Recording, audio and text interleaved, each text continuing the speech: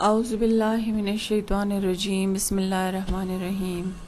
السلام علیکم ورحمۃ اللہ وبرکاتہ۔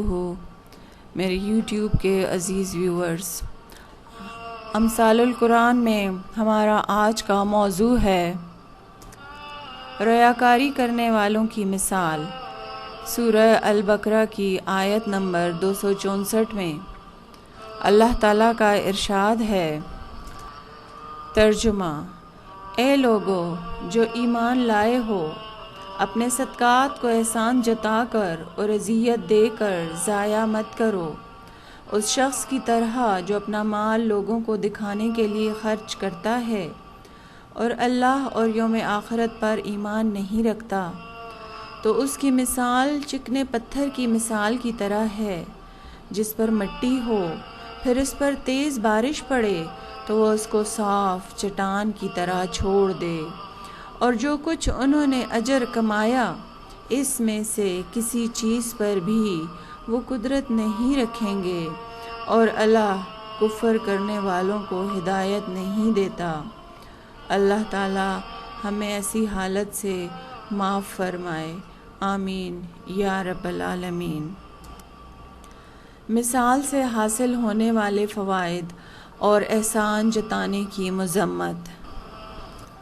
بندوں سے جزا و دعا طلب نہ کرنا۔ احسان جتلانا کبیرہ گناہ ہے۔ احسان جتلانا اعمال کو ضائع کرنے کا سبب۔ احسان جتانا فرعون کی صفت ہے۔ اللہ تعالیٰ کا احسان جتلانے والوں کو ناپسند کرنا۔ احسان جتلانے والے کے اعمال ضائع، جنت سے محروم ہو جاتا ہے۔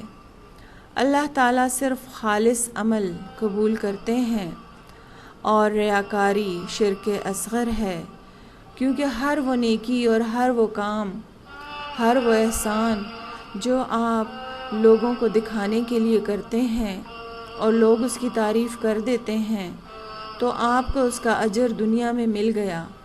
اللہ تعالیٰ کے ہاں ایسے لوگوں کے لیے کوئی اجر نہیں جو اس کے بندوں کو دکھانے کے لیے نیک اعمال کرتے ہیں۔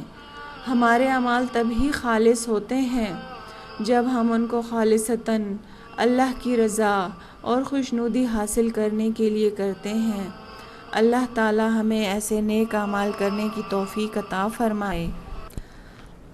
صدقات کی دو شرائط، صحت اور بقا۔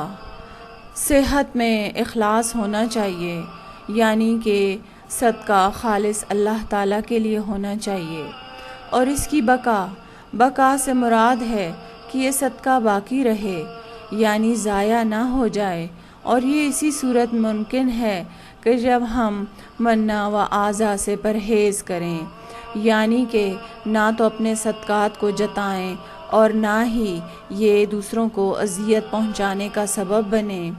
اللہ تعالی ہمیں صحت یعنی کہ اخلاص والے صدقات کرنے کی توفیق عطا فرمائے، اور تاکہ یہ باقی رہیں اور ہمارے لیے دنیا و آخرت میں نجات اور بھلائی کا ذریعہ بنے۔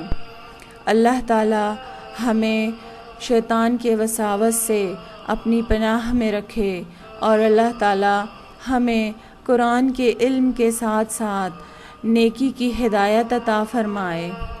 شیطان کے وساوس سے اللہ کی پناہ لینے کے لیے ہم یہ درج ذیل دعا یاد کر سکتے ہیں اور اسے اپنے ذکر میں شامل کیجئے۔